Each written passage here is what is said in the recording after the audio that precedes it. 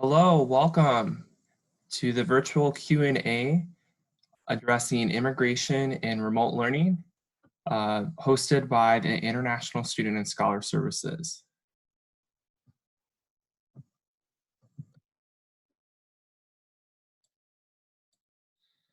During this FAQ, if you encounter any type of technical difficulties, please let us know in the chat function. And then if you have any questions, please use the Q&A function to post your questions, and we will answer them live at the end of this session as time permits.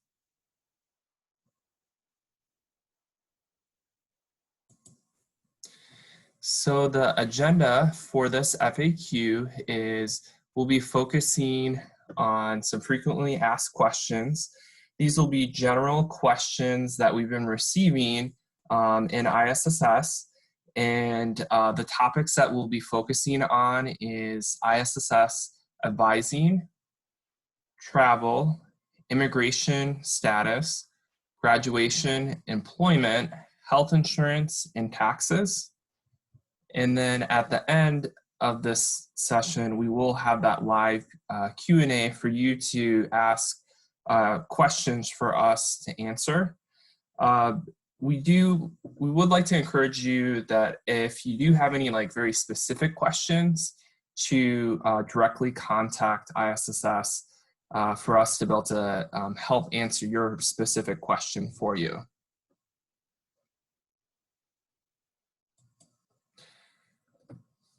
So I'd like to have our presenters introduce themselves. I will go first. My name is Brandon Paulson, and I'm the Assistant Director in ISSS. And my name is Michael Borcheller, and I'm the Associate Director of ISSS. And my name is Andrea Siebedman, and I'm one of the ISSS advisors.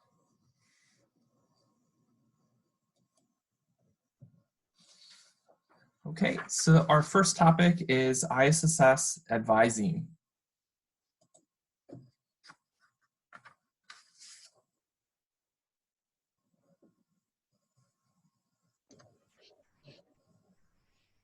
All right. So the questions that we have received from some students are typically about ISSS office hours, and specifically, how can student talk with ISSS advisor if the office is currently closed?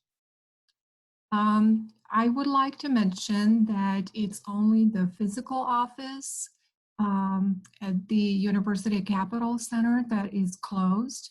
However, ISSS advisors and all of our staff, in fact, are working remotely.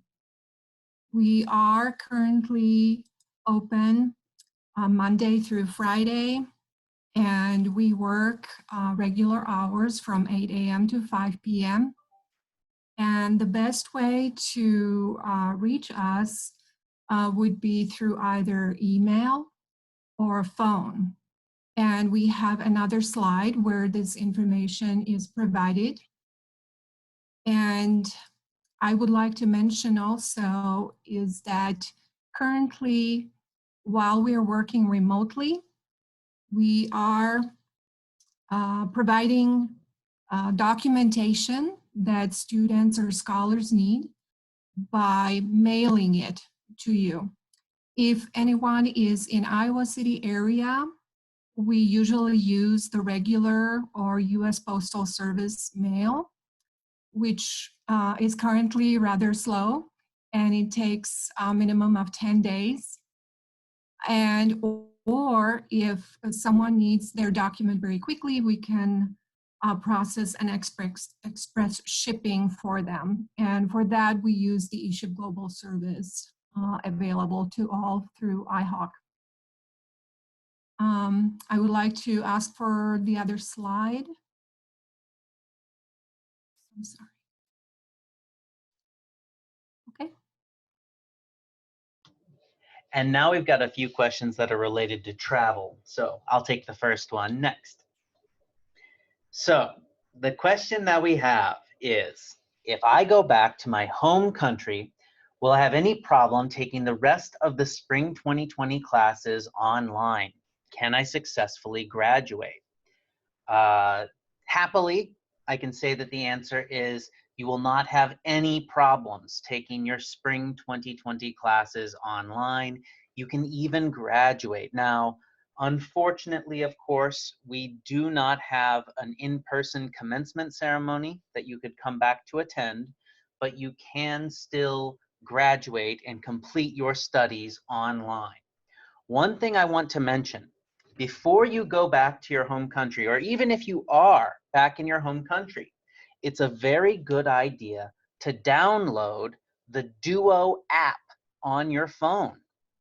The reason for this is if you're in your home country and you need to log into your email or to some other university service, it asks you for these passcodes, and normally they'll text them to you or call your phone. But if you're in another country, you can't get text messages or phone calls from a US number like that. However, if you have the Duo app, you'll be able to just do a push notification and authorize your login wherever you are in the world. It's the best way to log into your university services all across the globe.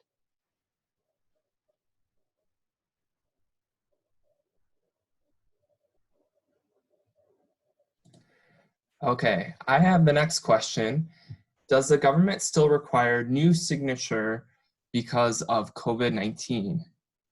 I would like to share that there is no changes to the travel signature requirements on I-20s or DS 2019s due to the COVID pandemic. Travel signatures from ISSS advisors are valid for 1 year for F1 and J1 students completing their degree program, and 6 months for those who have optional practical training or OPT authorization. So there hasn't been any changes. So if you do have a valid travel signature and you do travel back to your home country or you're in your home country, as long as it's valid when you return, you will not need to get a new travel signature.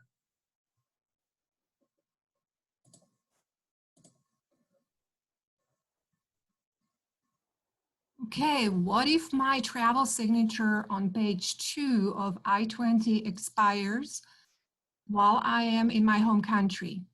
How do I get a new signature? Well, there is a standard procedure that ISSS has been using with students who, when they travel and they either don't have a travel signature, it's completely lacking, or if they, for example, lose their document or forget it when they leave United States, we usually recommend them to contact ISSS at the ISSS email account because it is monitored daily, even during the summer break. And we lead you through or guide you through a process where you can submit eShip Global request for express shipping. That's the only way we can deliver your immigration document to your home country on an international delivery. So that's the best way for us.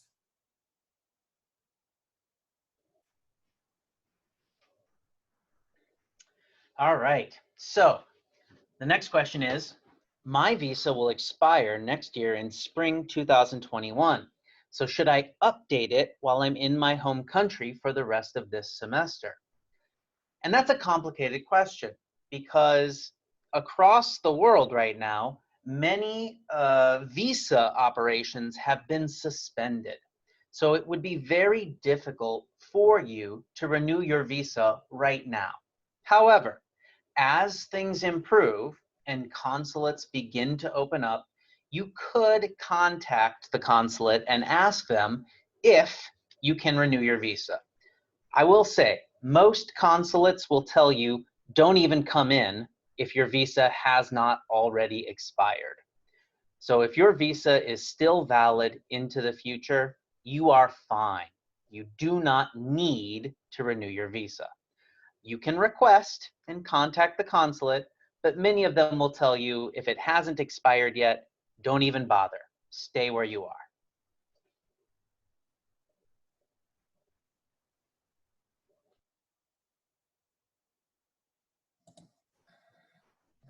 The next question is, I'm going back home for the rest of the semester.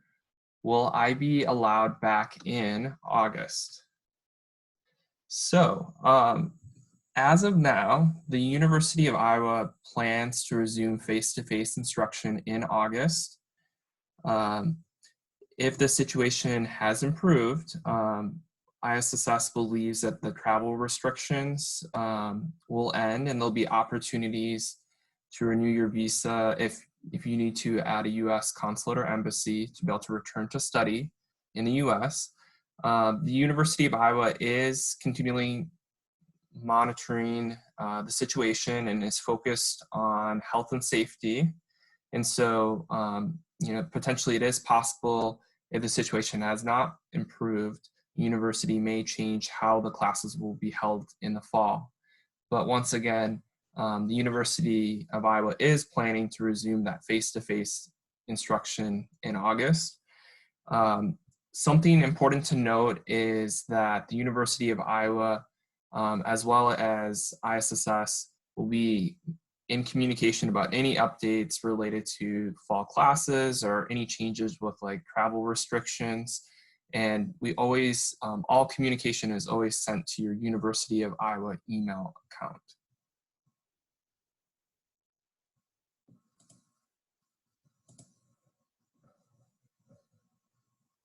Another question that we are receiving often is whether student will need a new I-20 or DS 2019 when they return to school in the fall. And what do they need in order to return to school? Well, in general, no, you don't need a new I-20 when you try to return to school in the fall, as long as you're current student. As I was mentioning previously, only if you may lack a travel signature or forgot or lost your document during the travel, that's when you would need your new I-20 or DS 2019. And to answer the second part of the question, what do you need to return to school? I would like to reference general requirements that are listed on the ISS's website on travel. And these requirements are basically that you need a signed immigration document, I-20 or DS 2019, meaning with the travel signature. Then you need a valid passport, and then you need a valid visa. So again, more details on these standard requirements for returning back to school are provided on our website.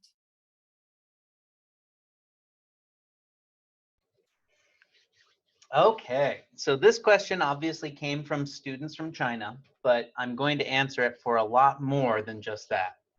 If I go back to China in the summer, do I need to buy a flight which will arrive 14 days earlier than the first day of fall 2020 for isolation? This is a complicated question because many things could possibly change between now and the start of the fall 2020 semester. But I'm going to answer what the situation is right now.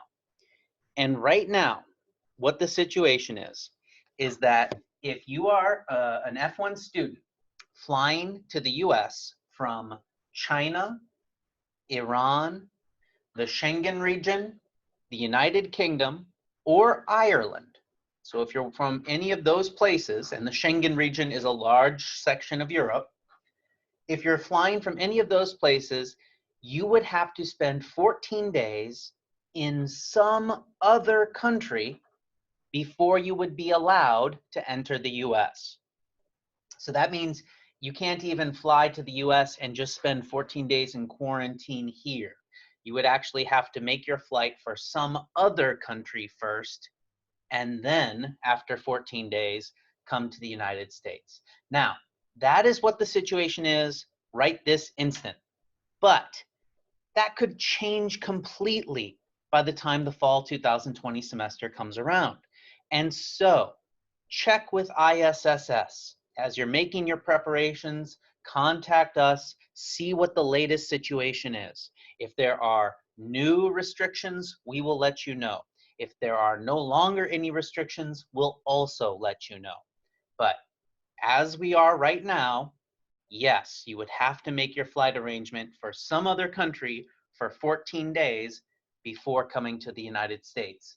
If you're from China, Iran, the Schengen region, the United Kingdom, or Ireland.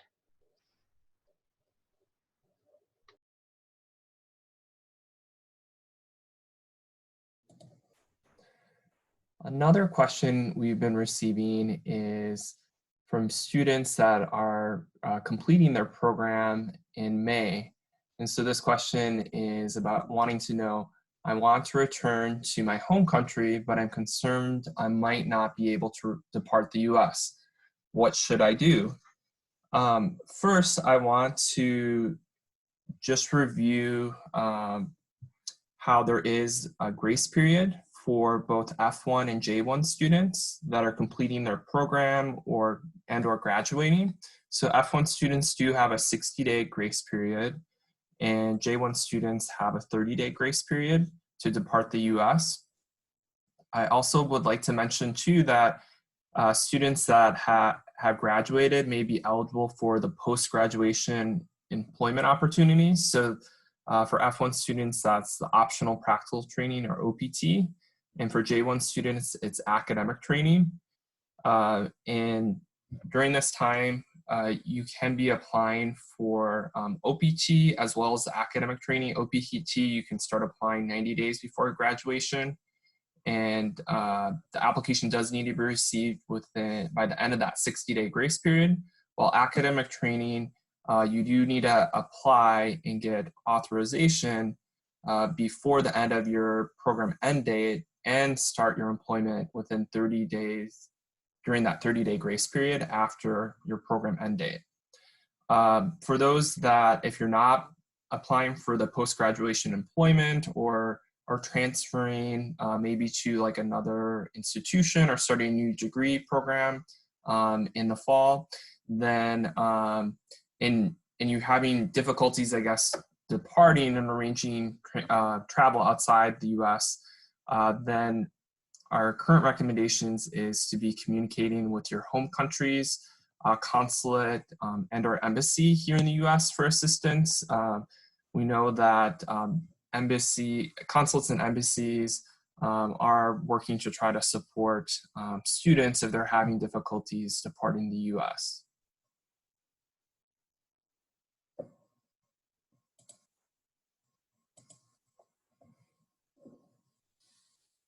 All right.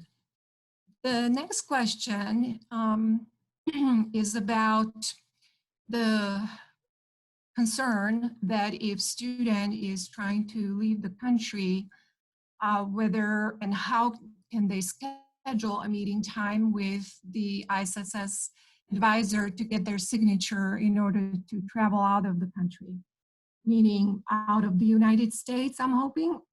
That's what the question meant.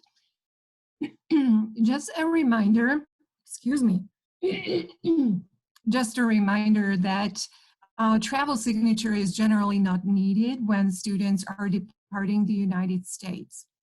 The travel signature is only required for when students are returning back to United States upon their re-entry.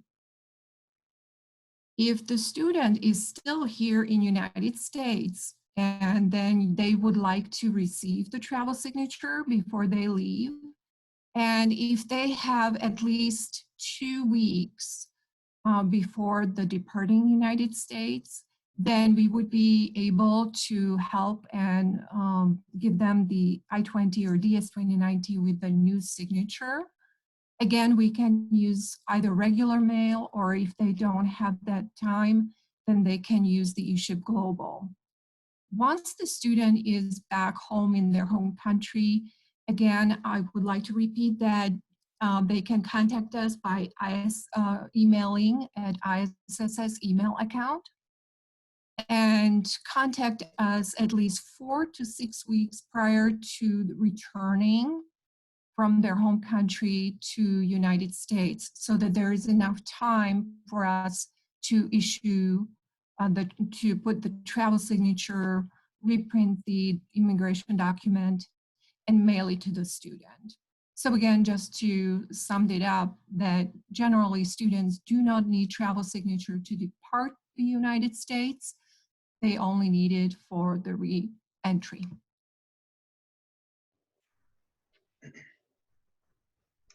All right, our next questions have to do with immigration status. And the first immigration status question is my immigration status still valid when I go home and take classes virtually or take online classes? Yes is the short and simple answer. Yes, your immigration status is still valid. Of course, normally you're not allowed to take many online classes and count them towards being a full-time student. But during this period of time, during this time when universities are dealing with the COVID-19 outbreak, the government said that they will allow students to count online classes just like in-person classes. That means that they can also be outside the US taking classes and still maintain their status. And I'll just mention, I see from the Q&A, we've got some questions about scholars, and we'll answer those at the end. So this is for students. There are other things for scholars that we'll talk about at the end of the session as well.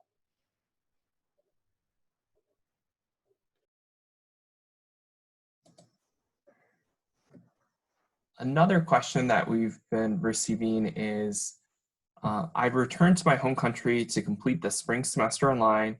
Do I need to update my residing address in my UI? So I would like to highlight the importance of updating your residing address in my UI within 10 days of moving. That's part of any type of part of the immigration regulations. And so that is still important to be updating. I know there has been potentially some students that may have been living in the residence halls and may have moved, and that automatically sometimes will change back to your home country home address. So it is important to make sure that you are kind of, if you are moving at all, to make sure your residing address is up to date in my UI. You should update your residing address, and it's okay to have your home country be listed if you have departed the US to complete your classes this semester online. However, it's really very important that you update your residing address in my UI when you return to the US. If you do not update your residing address when you return, let's say for the fall, then that could potentially impact your immigration status, and you could actually lose your immigration status if you don't update that. So it is really important to, anytime you're moving, just to update that address in my UI.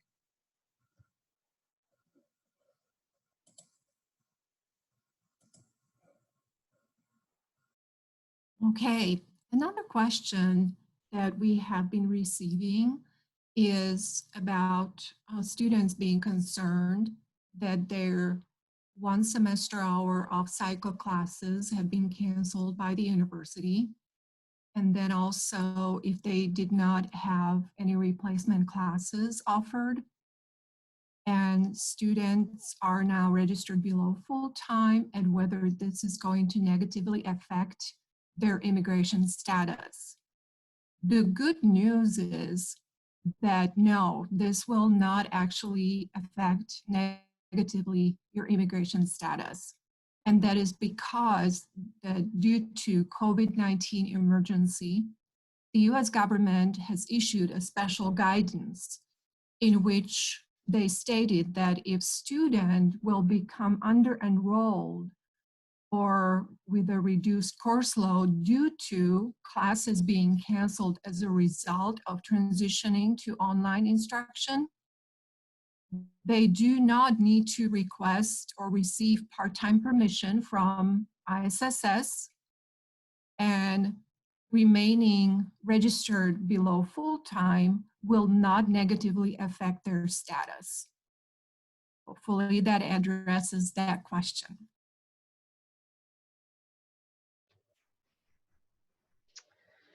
Okay, so we've also gotten the question, will all of the summer 2020 classes also be online?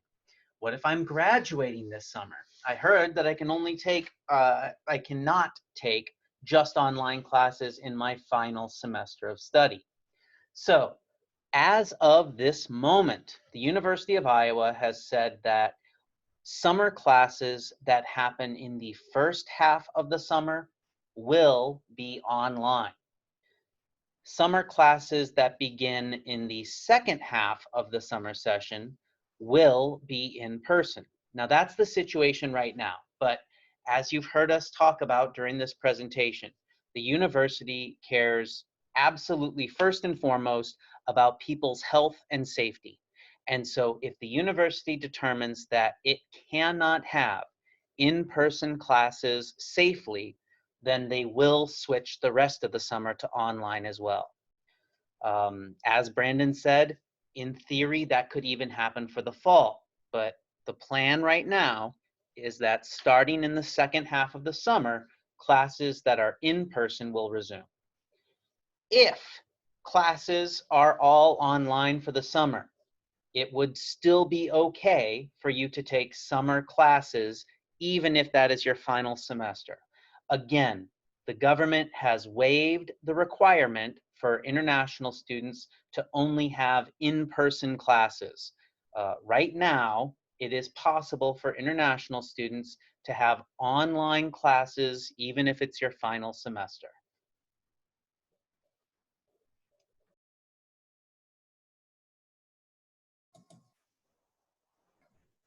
Okay, the next question is, will fall 2020 semester start as scheduled? And as we have been talking, this current situation is that the university is planning to resume that face-to-face classes in August. There isn't any plans to start the semester later or anything related to that. The university, as Michael has shared too, there's this emphasis on health and safety and really making sure that that's the most important thing. And so if anything were to change, again, the University of Iowa would be communicating any type of updates via University of Iowa email. So watch for that. If there were to be any type of changes, it would be communicated in that way.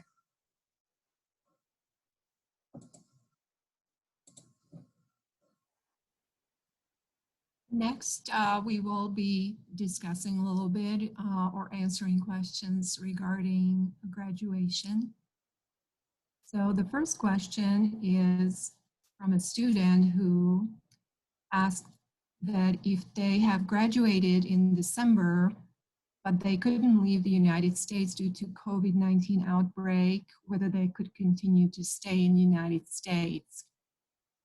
Well, assuming that the student did not apply for post-graduation training, practical training, either OPT or academic training, that this would mean that they need to take really some extreme steps to depart the United States as soon as possible. We would advise to contact their home country consulate or mostly embassy to ask for assistance with arranging the transportation to leave the United States as soon as possible.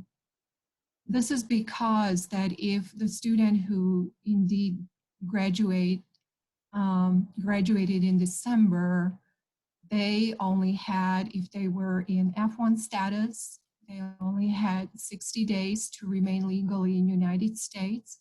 which would bring them to about middle of February. And if they are still currently in the United States, that means that the student would be accruing what is termed by the government as unauthorized presence.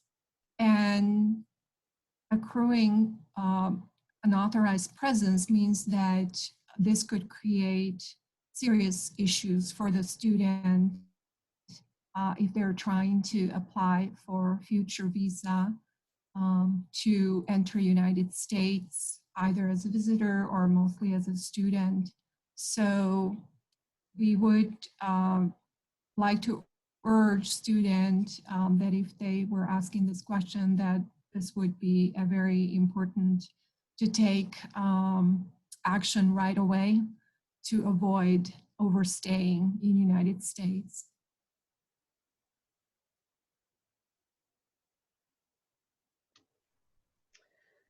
Okay, so the next question is, can I stay in the US this summer after graduating from the University of Iowa in the spring if I plan to enter another graduate program at another university in August? And this is something that happens quite frequently. The answer is yes. You can stay in the US for a period of up to 5 months between programs. So if your plan is simply to graduate from the University of Iowa and do nothing else other than transfer to this other school, as long as you submit a transferring away e-form and let us know about that submission within 60 days of graduation. So graduation is on May 15th. You'll have 60 days after that to get the form submitted and to let us know. But as long as you do that in a timely fashion, you could transfer to a graduate program that began as late as October. There aren't very many graduate programs that begin in October, but theoretically you could. Additionally, if you apply for OPT after your program, that would also give you some extended grace period before you'd have to start your new program. So the short answer to the question is yes, you can stay in the US for quite a bit of time after graduating this semester if you are transferring to another program.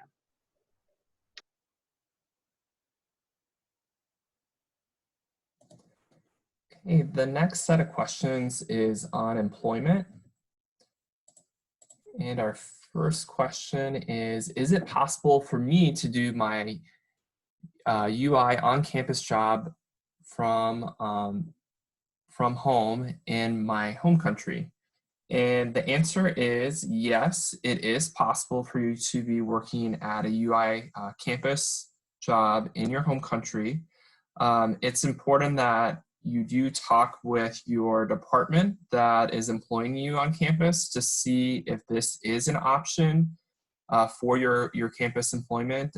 It can depend on the position and if it's possible to continue that type of employment remotely back in your home country. So you would need to talk more with your department if this is an option for you.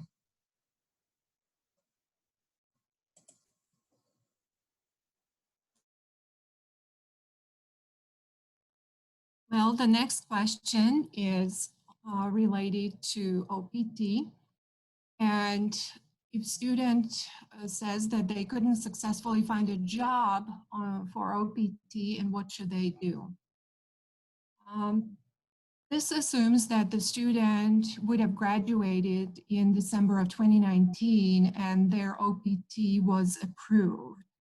And they are currently looking for their job, and it sounds like they are not successful in their search, primarily because of the current unemployment situation around the United States due to COVID-19.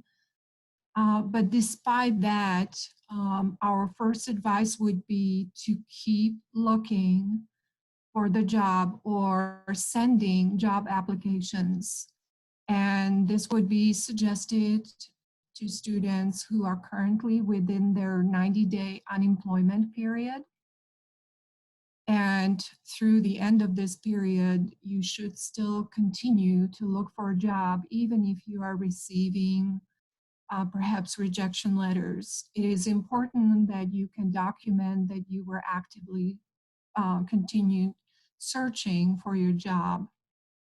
And if the student was also trying to depart the United States, we've had a few cases of students who contacted us that they had flights scheduled, but they were canceled unanimously or unilaterally, I should say, by the airlines.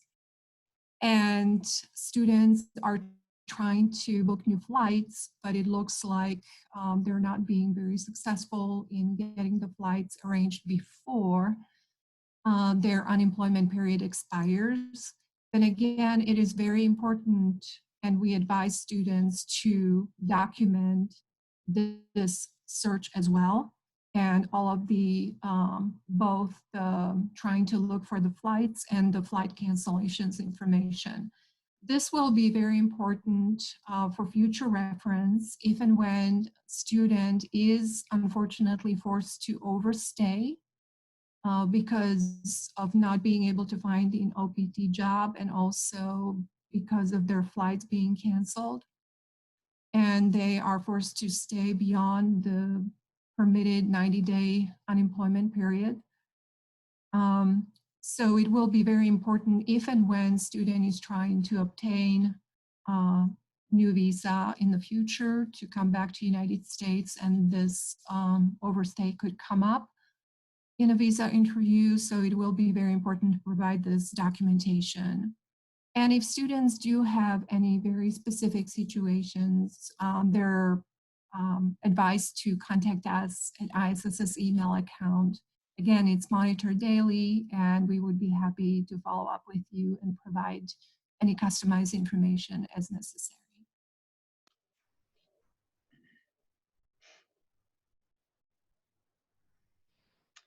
Okay, so another OPT question. If I'm a student on OPT and my employer has asked me to work from home, do I need to give ISSS an updated address? And this is a great question, as many people are working from home right now. One of your OPT requirements is to let us know where your employer address is. We just, and I don't think Brandon and Andrea know this yet, but we just got updated information on this question, and the government has said if you are working from home, you should still provide your employer's address. So the address where your employer is based, the place where you would normally be if you were working in person, that is the address that you should provide when you submit your OPT reports. Now, as usual though, you're still going to update us with your local address. So you'll still do that using the personal information update in the OPT forms. So you'll still give us your local address that way.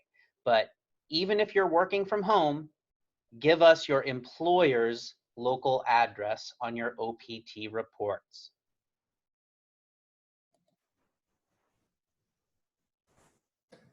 Okay, the next section is on health insurance.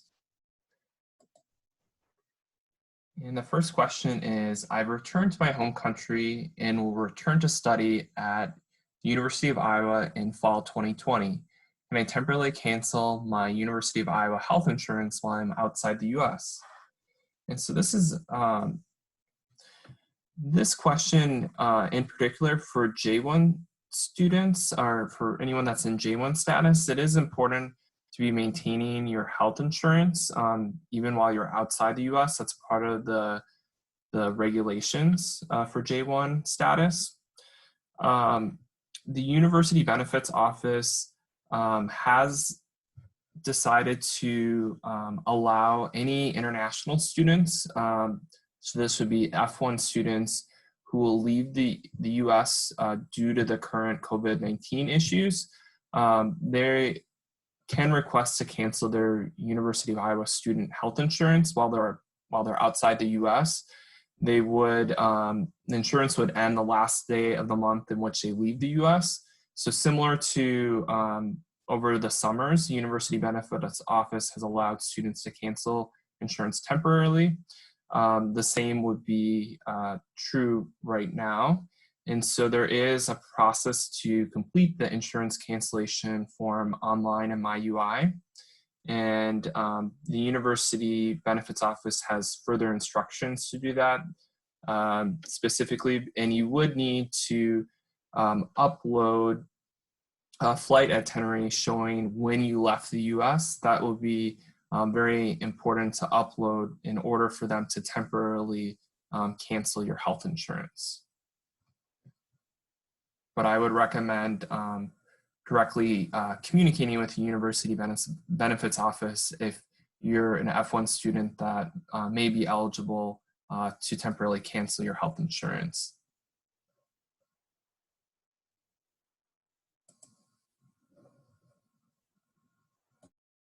Another question related to health insurance is from a student who is going to be graduating this spring, and yet they fear that they cannot travel back to their home country due to COVID-19. And the question is, does the University of Iowa offer health insurance coverage for after graduation? Well, the good news is that this is a possibility, and the University of Iowa, specifically the University Benefits Office, would need to be contacted by the student if and when they're remaining in United States after graduation. I would repeat what was mentioned earlier, that students do have, if they're in F1 status, they have 60-day grace period, and students in DS 2019 or J1 status, they have 30-day grace period. So if students would like to get a insurance coverage during this period, they're welcome to contact the benefits office. Similar would be for those students who are staying in United States and are applying for OPT, and they will be waiting for their OPT employment to start. Those students are also eligible to contact the benefits office. The important piece in this is that the student, in order to qualify for this health insurance, they must contact the benefits office within 45 days of graduation, okay? So that applies to either group of students, either those who are preparing to permanently leave United States, or those who are staying here and waiting for their OPT to be approved or their OPT employment to start. So again, students need to apply and contact the benefits office to resume their or get their health insurance activated within 45 days of graduation.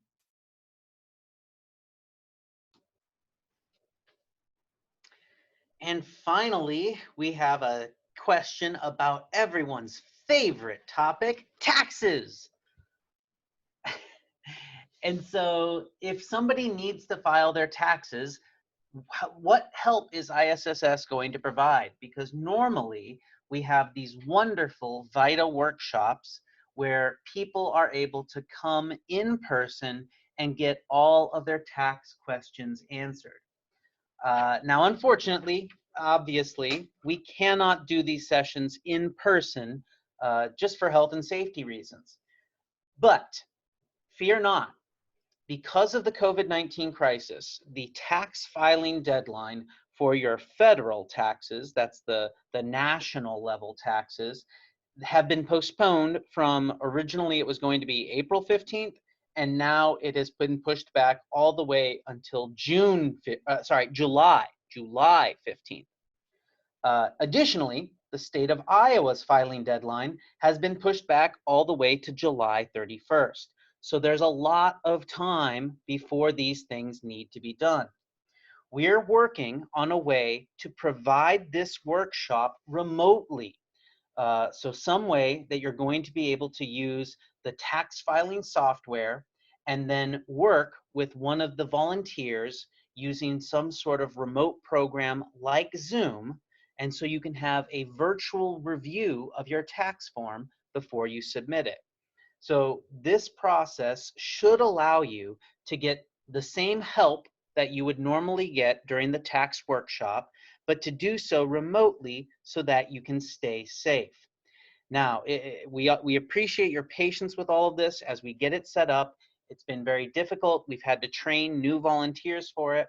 One thing I'll say is that if you're really eager to complete things and you want to ask some questions, send us an email at ip-vita@uiowa.edu. And I'm typing that email address into the chat function right now. So that's ip-vita@uiowa.edu. One more thing that I'll mention about taxes, even though it was not part of the Q&A or part of the frequently asked questions. Some of you may have heard about these checks that the government is sending to residents of the United States. These checks are for $1,200, and they are not for anyone who is a non-resident alien. So the vast majority of you have been in the US for fewer than 5 years. That means that you are a non-resident alien. After you've been in the US for 5 years or more, you might become a resident alien. But the government may send you a check by mistake. If you are someone who has not been in the US for more than 5 years and you get one of these checks, contact us at ip-vita@uiowa.edu and do so right away. That is a mistake, and we want to make sure that you don't get in trouble for the government's mistake. So if you get that check, even though you haven't been here for more than 5 years, email us at ip-vita@uiowa.edu so we can help correct that mistake. And I think that is our last question. And so we can open it up to any questions that you have. Now, we've already had a lot of great questions submitted, and we're going to go through those. But if you have more, if there's a question that we didn't get to that you were hoping we would, or if you get a question based on what we say now, please do not hesitate to ask your question. I'm going to give the first question to Brandon. And the question is, this student is planning to graduate in July, and they want to start their OPT on August 1st. When should they send out the OPT application, and who should they contact to review the documents before sending them out? And I'll just mention, even though I'm giving this one to Brandon, if you have anything to chime in with, Andrea, feel free to. This is a great question. Yes. So our office, so we aren't directly open for our normal walk-in hours, as you know, but we are still available to help review OPT applications, and we actually can approve requests. Everything's done online, and we print out the new OPT I-20s for you. But when you can actually start sending out the application is 90 days, typically 90 days before graduation. It can kind of depend a little bit on your degree level. There is some options for students that are PhD students to potentially adjust their program end date to be able to apply for OPT a little bit earlier, but it sounds like this student is again going to be completing their degree in July and would like to start their OPT in August, so there might be some flexibility with their program end date. And so, if you do have questions about this, the best way is to contact our office, and you can send an email to the ISSS@uiowa.edu email account, or you're welcome to call us too at our office phone number. We do have resources on our website with detailed instructions, and we even have a video that was created too that shows you how to go about applying for OPT that we can share with you.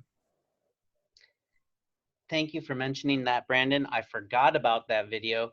It's a wonderful presentation that Kevin in our office did, and I have put the ISSS@uiowa.edu email and our office phone number, 319-335-0335, in the chat for people as well. Our next question is one that I will take quickly. This person has a question about J1 scholars going back to their home country and being outside the US for more than 30 days while they continue their program in their home country. The question is this allowed? And the answer is yes. If you are continuing to do your program activity and you want to come back to the US, we will keep your record active. So you would have to continue your program activity while outside the US. But if you can do that, we will maintain your record. Now, if your visa has expired already, you will need to renew your visa before you can come back.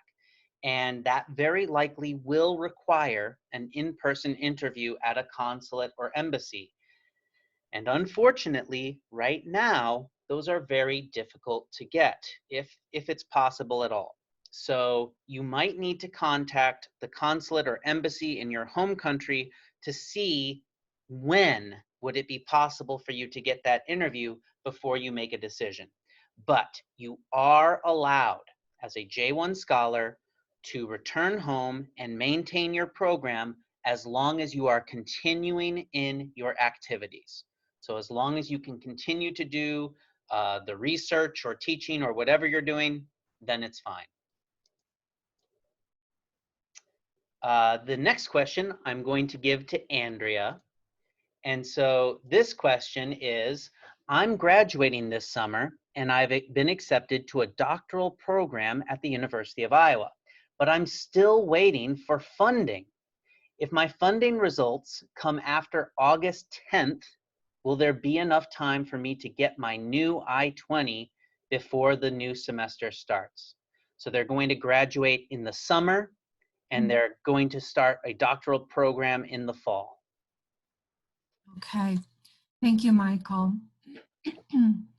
So if the student is, excuse me, if the student is admitted to a doctoral program here at the University of Iowa, then we are talking about the change of degree level. And this would be a future change of degree level.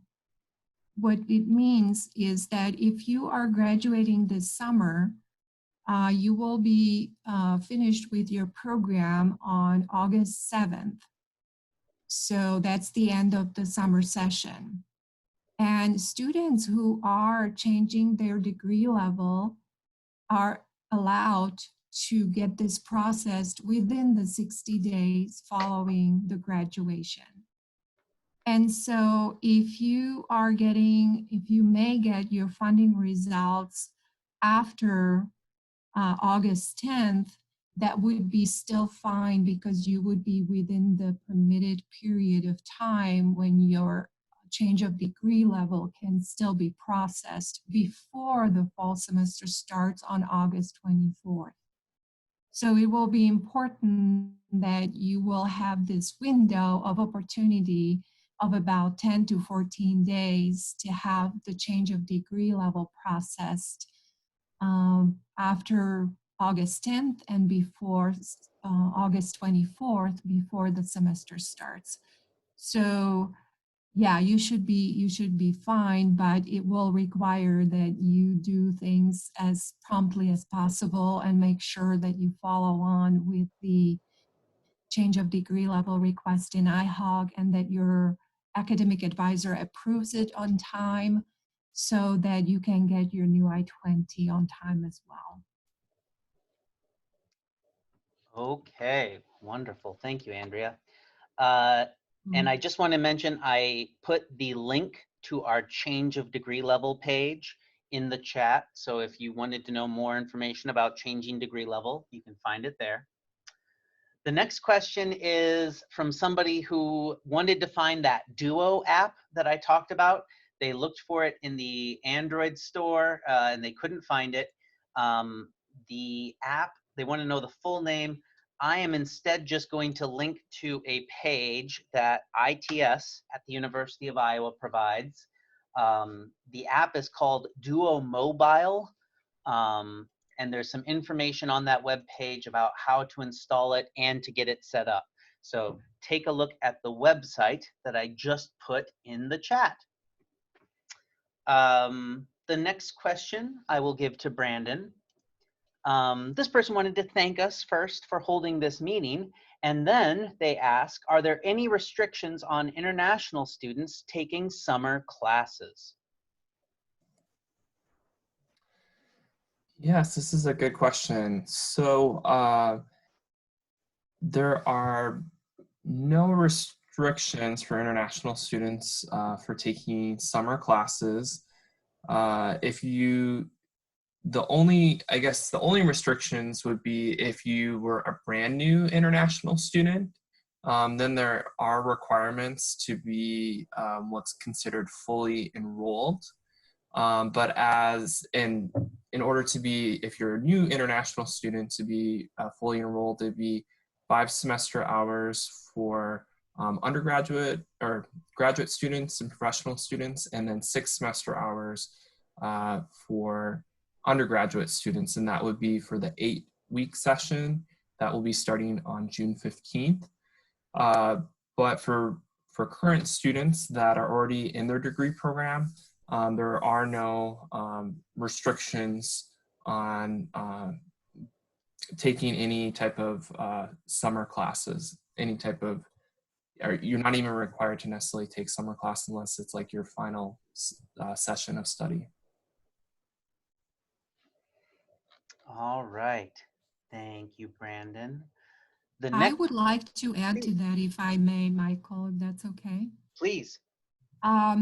Just if there was a situation where a student may be graduating from the spring semester and they just need summer to take prerequisites in order to start a new program in the fall, and they would be changing their degree level, but they don't necessarily are admitted for the summer as a new program start date, but they just need to take some prerequisites. They would be in a non-degree level.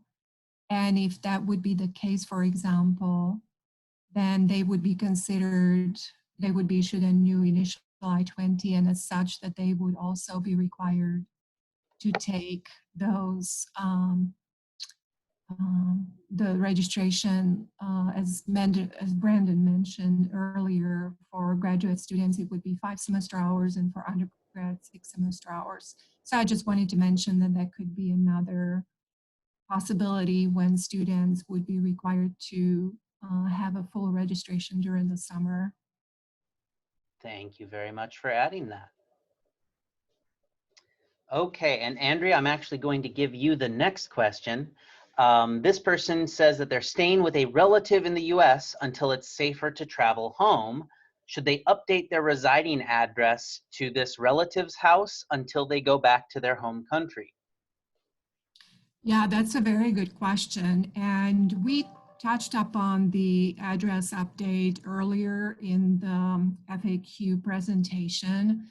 And I believe that Brandon mentioned this, that the government does require that students provide and update their US residing address within 10 days of changing this address. And so if you have moved because of, you know, the current situation, and your lease has expired, and or your dormitory is no longer available, and you are with another at a different address but still in United States, yes, by all means, please do update this address in MyUI, and then you will be all good.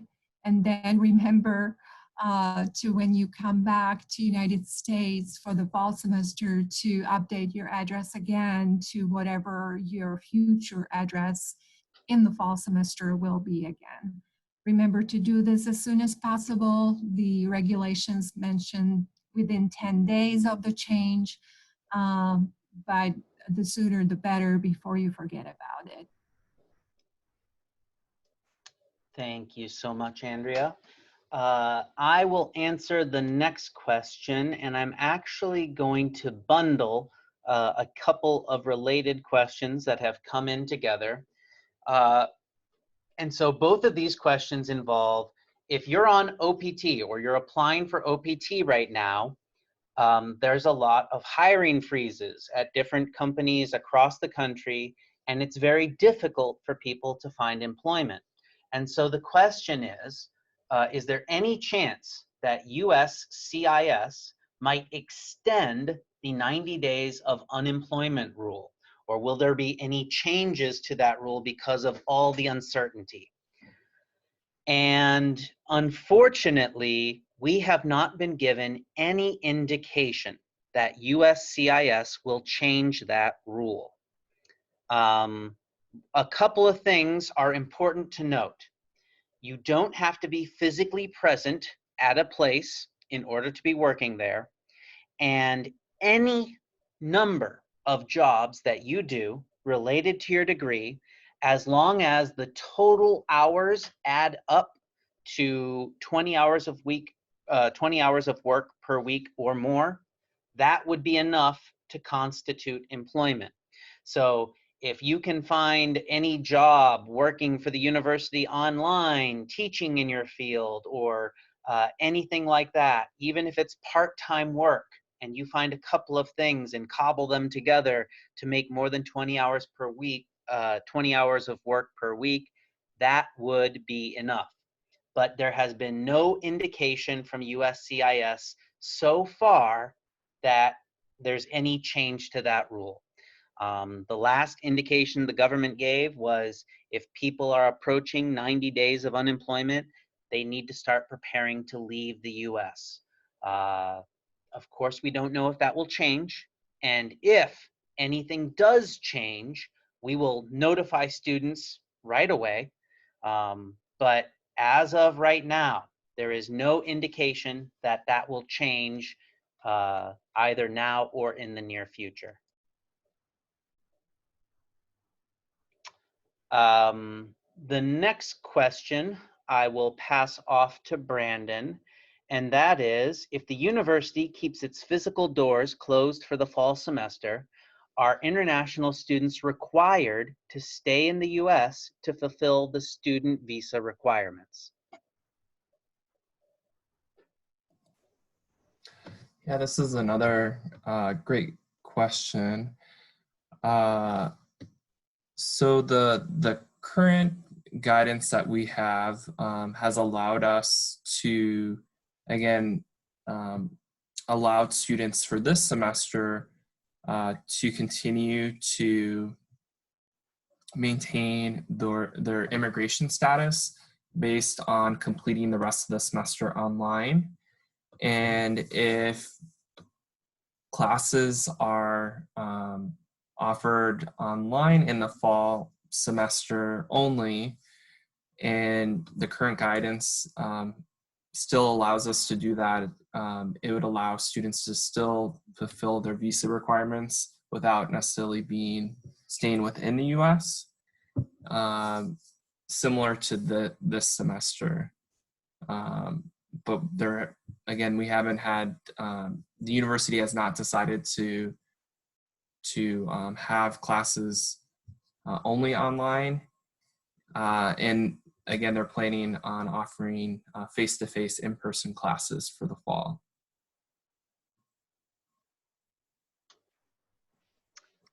Thank you very much, Brandon. I will answer this next question because it looks like it's related to the tax question I talked about earlier. If a person has been in the US for more than 5 years and they receive the money from the government, what can they do with it? I'm going to advise you to, once again, the email address is in the chat, but email ip-vita@uiowa.edu because they are our tax experts. If they determine that you are a resident alien, which means that you are one of the people who is allowed to get that money, then you may be allowed to keep it. But you should definitely email ip-vita@uiowa.edu so that they can look at your information and decide if it was appropriate. You don't want to take any chances with this, so you should email those people. We're almost done with questions. Thank you everybody for continuing to listen, even though we've gone a little bit over time. I'm going to give this next one to Andrea. And the question is, how long does it currently take to apply for and obtain CPT working permission? Thank you, Michael. So CPT, the good part is that CPT is being reviewed and approved by ISSS advisor.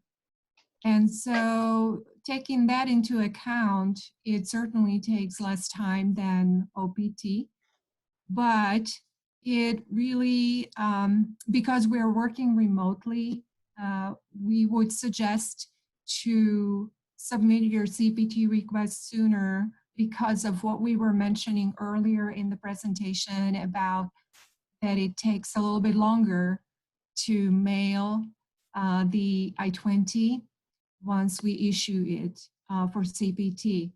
And so it's difficult to estimate how long it will take for each student individually because it depends on what kind of job they're applying, how, what type of work and what kind of documents they have submitted.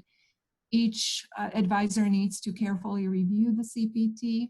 So that in itself takes a few days. And then by the time we come to the conclusion that the CPT can be approved, then you need to calculate additional minimum 10 days for delivery of your new I-20 with the CPT authorization. So I would say minimum 2-3 weeks to calculate for. So please take that into account when you are planning for your CPT. And I'll just add that we have had a few students who applied for CPT who wanted to get the I-20 right away. And those students have submitted an eShip Global form. And in those cases, those students get their CPT I-20 very quickly. Now, it is true that we're giving priority to things that are more time sensitive. So if your CPT doesn't begin until June or July, it might take a little bit longer than someone whose CPT starts next week. We're going to try to help people out who have an immediate need a little bit faster. So do be patient with us. We're still getting documents out every single day. But sometimes between the volume and the mail, it can take a little bit longer. Okay. So this next question is a little bit tricky, but I think I will give it to Brandon. This person has actually received their EAD card and they were about to get an offer letter when their employer froze the hiring process and they haven't said when the hiring process will be unfrozen.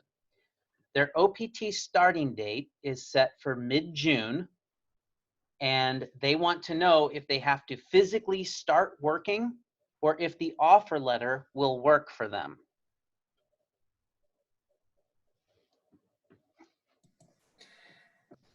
Yeah, so that's a great question. Let me just looking at it a little bit more.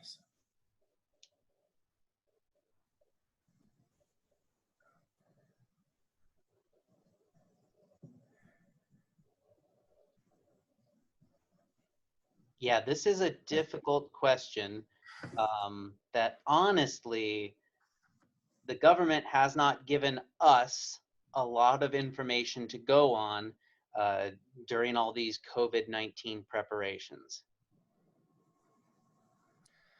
Yeah, so in general, you would need to actually have started employment, um, because you need to be maintaining that 20 hours work per week, and so I think depending on kind of what that entails, if it's just an offer letter or if there's any type of process in terms of like your employment paperwork that can be started, as well as like finding out when they would actually be able to start working, I think would be important to find out from the employer. Yeah, I absolutely agree, Brandon. If a company has you in their system as an employee already and then just furloughs you or tells you not to come in, that would probably be okay. But if they have not yet gotten to the point where they consider you an employee, that offer letter might not be enough. Andrea, did you want to chime in? No, I was just going to mention that normally students are required to be hired under normal circumstances to start, physically working or have being hired as an employee on OPT. Yep. So that's all I was going to mention, and Brandon actually mentioned that too. So. Perfect. And then I'll give this question to you, Andrea, where it's another question where I think people are hoping that the government has made an exception, but I don't think they've told us anything yet. Normally, the requirement for getting OPT is that you've been lawfully enrolled on a full-time basis for a full academic year. Is it possible for people to get practical training authorization if they have not been enrolled full-time for an academic year? Yeah, I agree with you, Michael, because we have not really heard anything from the US government and any updates specifically from USCIS on any guidelines, new updated guidelines on whether this requirement specifically was relaxed or not. So right now, the assumption is that whoever is applying for OPT or planning to apply for OPT, still the 1 year academic uh, the registration, the full-time registration, or the equivalent of full-time registration for one full academic year before applying for OPT still is required. So we would notify students as soon as we have any updates on the OPT. I'm pretty sure, Michael, correct? That's absolutely correct. If we are monitoring the communications from federal agencies every day to see if there's anything new that affects our students. And as soon as we see anything like this that would radically change who's eligible for some benefits, we will let everyone know. We will send out a mass email. But as of right now, there has been no notification that suggests it would be easier to apply for those things. And that was the last of our asked questions. So, Brandon, do you want to take us home?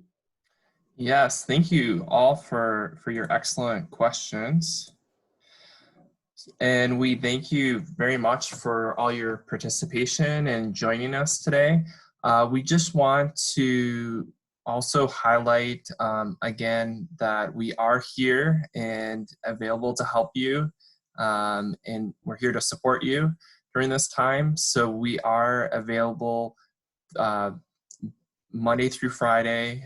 Again, we're working remotely 8 a.m. to 5 p.m.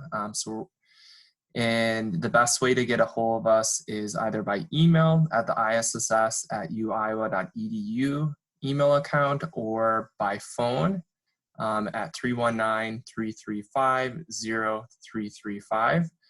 And if there are any more like specific questions that you had about your specific situation, again, please feel free to reach out to us at either email or by phone, and we're happy to help you.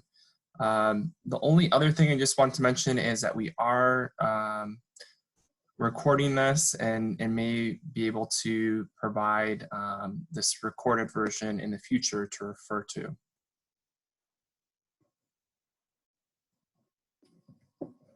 Thanks for being here, everybody. Thank you.